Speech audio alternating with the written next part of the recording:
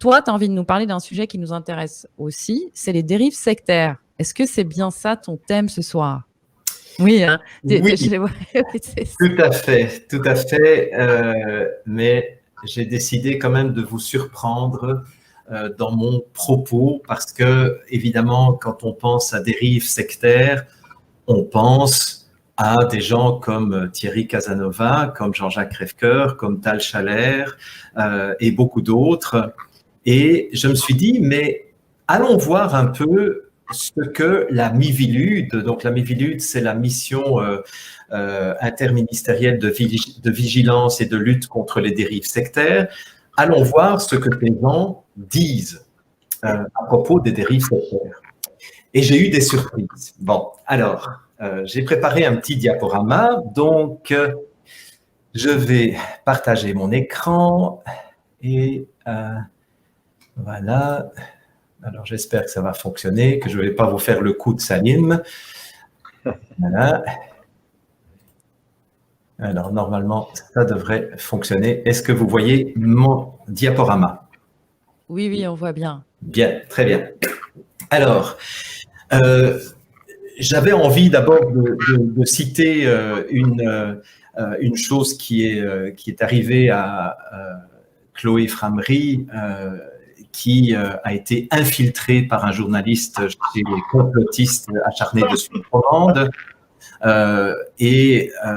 Bon, voilà, ça fait partie aussi des coups bas que nous recevons les uns et les autres. Je pourrais...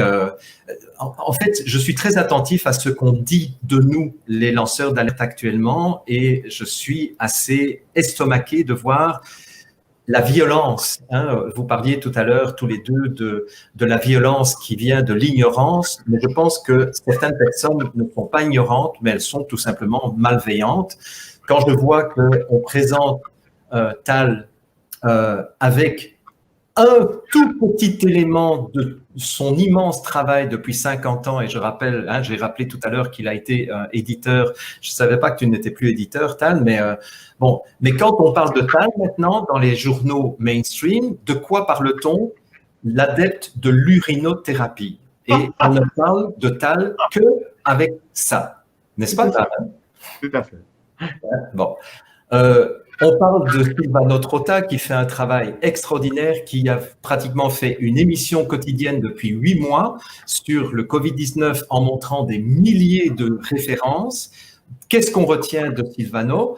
On retient uniquement le fait qu'il s'intéresse à la Terre creuse et aux extraterrestres.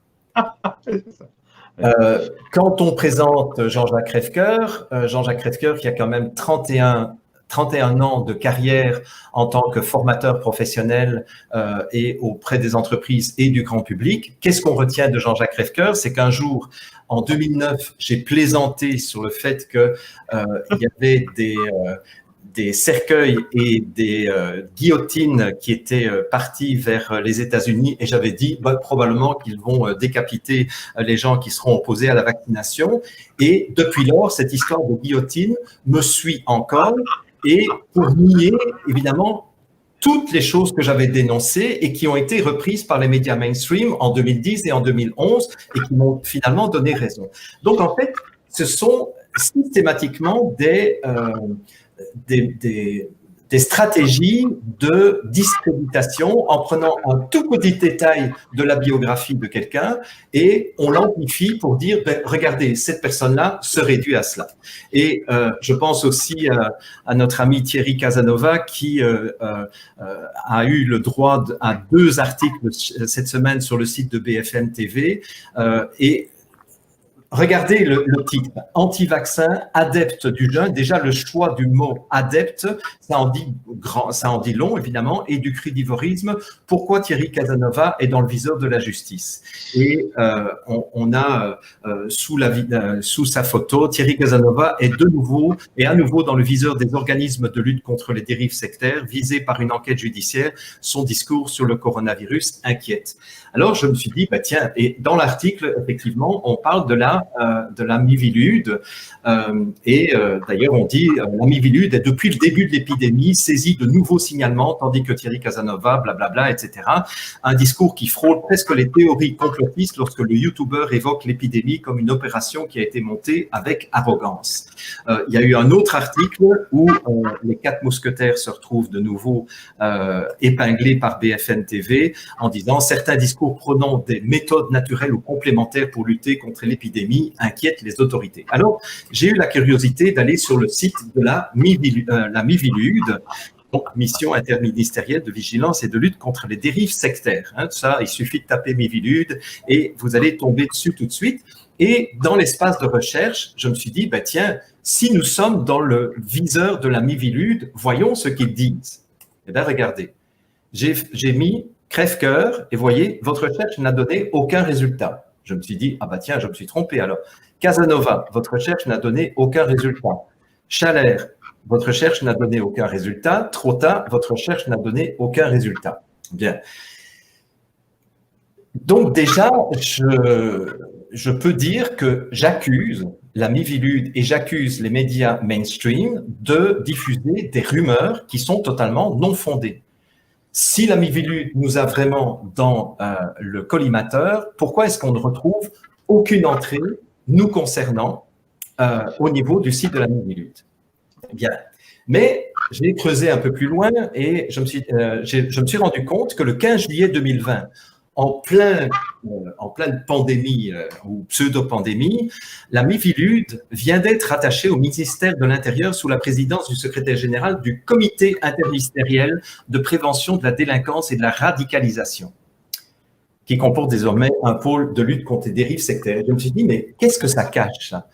La Miviludes, qui a toujours été, qui a été créée en 2002 et qui a toujours été financée par le gouvernement à 100%, donc on peut déjà douter de son indépendance de jugement lorsqu'il s'agit de fustiger les pratiques de médecine parallèle, parce que évidemment, on le sait maintenant que le gouvernement est le représentant de commerce de l'industrie pharmaceutique. Donc, la Miviludes est-elle indépendante? Pas du tout. Mais maintenant, elle vient d'être rattachée au ministère de l'Intérieur, ce qui est très intéressant parce que je me suis souvenu d'une chose qui s'est passée la semaine dernière, je ne sais pas si vous avez vu passer cela, c'est que M. Macron interdit l'enseignement à domicile, sauf pour des raisons de santé, à partir de 2021. Et il explique cela en disant qu'il veut lutter contre les séparatismes. Ça va? Alors, quand vous faites 1 et 1 font 2, donc, en fait, les sectes et les dérives sectaires vont se retrouver dans le même lot que la cellule interministérielle de prévention de la délinquance et de la radicalisation. Ça veut dire, quelque part, que sous prétexte de lutter contre le séparatisme islamiste, par exemple, on va mettre maintenant tous les gens qui pensent différemment, tous les gens qui veulent retirer leurs enfants de l'école parce qu'ils estiment que leurs enfants risquent des choses préjudiciables, et on va se retrouver traités de la même façon que les terroristes, entre guillemets, et les séparatistes islamistes. C'est intéressant. Voilà. Alors, comme disait M. Macron lors de son investiture, la dictature de l'information, c'est mon projet. Bon, bref. Alors, je me suis maintenant posé la question, mais c'est quoi une dérive sectaire de la part de la Miviludes? Et je vous laisse ça à l'écran, mais ce qui est intéressant, c'est de lire ce qui est en bleu. Donc, c'est la mise en œuvre, etc., de pression, de techniques ayant pour but de créer, de maintenir ou d'exploiter chez une personne un état de suggestion psychologique ou physique, la privant d'une partie de son libre arbitre, avec des conséquences dommageables pour cette personne, son entourage ou pour la société. Et quand j'ai lu cela, je ne sais pas si vous pensez à la même chose que moi maintenant, mais quand j'ai lu cela, je me suis dit, bah tiens, est-ce qu'on pourrait appliquer à ce moment-là ce bout de phrase aux décisions du gouvernement, des gouvernements, dans la gestion de la crise Covid-19. Et donc, je me suis demandé, est-ce qu'on ne devrait pas faire un signalement à la Miviludes à propos du gouvernement français et dire à la Miviludes, on vous signale une dérive sectaire de la part du gouvernement français. Et on pourrait le faire pour les autres gouvernements, etc.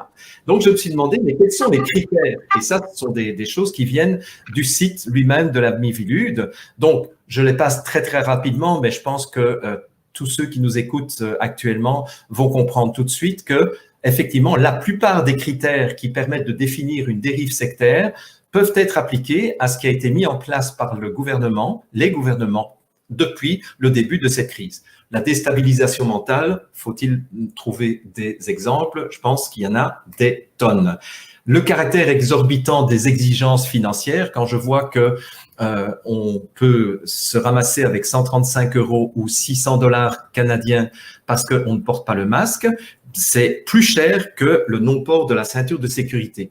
Les exigences financières aussi pour les commerçants qui ne respectent pas les règles qui leur ont été données, etc.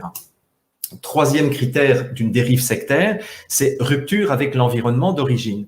Quand je regarde le sort qui a été réservé aux jeunes qui n'ont plus pu aller à l'école, quand je regarde le sort qui a été réservé aux vieux qui étaient dans les résidences pour personnes âgées qui ont crevé dans la solitude et dans la misère, je me dis que ce critère-là pourrait être aussi retenu contre le gouvernement. Quatrième critère, c'est l'atteinte à l'intégrité physique. Quand on oblige une population complète à porter un masque, je me dis qu'il y a des soupçons d'atteinte à l'intégrité physique. Cinquième critère, l'embrigadement des enfants. C'est sûr que l'embrigadement des enfants, je ne sais pas si vous vous souvenez que même le directeur de l'OMS a annoncé que à un moment donné, l'OMS pourrait très bien venir chercher les enfants au domicile de leurs parents pour les isoler s'ils deviennent un danger pour le reste de la famille. Et on a fait passer comme message aussi que les enfants pouvaient être responsables de la mort de leurs grands-parents s'ils s'approchaient trop près de leurs grands-parents. Sixième critère, parce que ce n'est pas fini, le discours antisocial. Je dirais que la manière dont les gouvernements traitent pour l'instant ceux qui osent poser des questions, pour moi, j'attribue ça et j'associe ça à un discours antisocial. Les troubles à l'ordre public, je dirais que pas mal de mesures qui ont été mises en place par le gouvernement sont en train de troubler fortement l'ordre public et aussi toute l'économie du pays. L'importance des démêlés judiciaires. Je me suis dit, le gouvernement n'a pas de démêlés judiciaires, mais si, parce que quand on regarde maintenant le nombre de procès qui sont en train d'être intentés contre les mesures gouvernementales, je pense qu'on pourrait retenir aussi ce critère. Neuvième critère, c'est l'éventuel détournement des circuits économiques traditionnels. Ça, c'est pas très difficile à regarder non plus, puisque on voit maintenant que des milliards ont été consacrés, soit pour sauver certaines grosses entreprises, comme par exemple Air France, comme par exemple certains circuits médiatiques ici au Québec. En tout cas, on est en train d'injecter des millions de dollars pour maintenir en survie artificielle les médias mainstream. On a aussi injecté des milliards pour le Cirque du Soleil. Pourquoi le Cirque du Soleil? Pourquoi pas les petites et moyennes entreprises? Alors que le propriétaire du Cirque du Soleil, enfin l'ancien propriétaire, est un milliardaire. Et dixième, tentative d'infiltration des pouvoirs publics. Là, je dirais que ce sont les pouvoirs publics qui se sont laissés infiltrer par des gens qui avaient des conflits d'intérêts. Alors, je ne vous passe pas tous les critères supplémentaires, mais quand on regarde menace d'atteinte à l'ordre public, conditions de vie déstabilisantes, si c'est pas ça le résultat de toutes les mesures, je ne sais pas ce que c'est. Les atteintes à des personnes en état de faiblesse ou d'ignorance, mais ça, merci à tous les médias mainstream d'avoir maintenu les gens dans l'ignorance. La suggestion mentale, condition à des actes ou des abstentions préjudiciables. Oui, il y a des gens qui se suicident de plus en plus depuis qu'il y a eu ces je dirais, toutes ces mesures. Le refus des autres et l'isolement dans un groupe. Qu'est-ce que c'est le confinement si ce n'est ça? La violation des principes fondateurs de la République. Je dirais que un des principes fondateurs, c'est la liberté de parole. Un autre principe fondateur, c'est la liberté d'entreprendre, la liberté de circulation. Tous ces principes sont violés.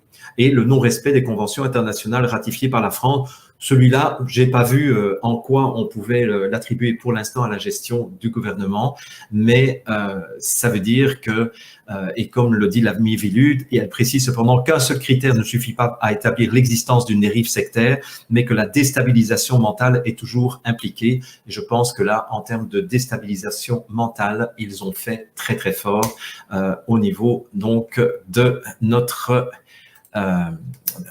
vie. Voilà. Donc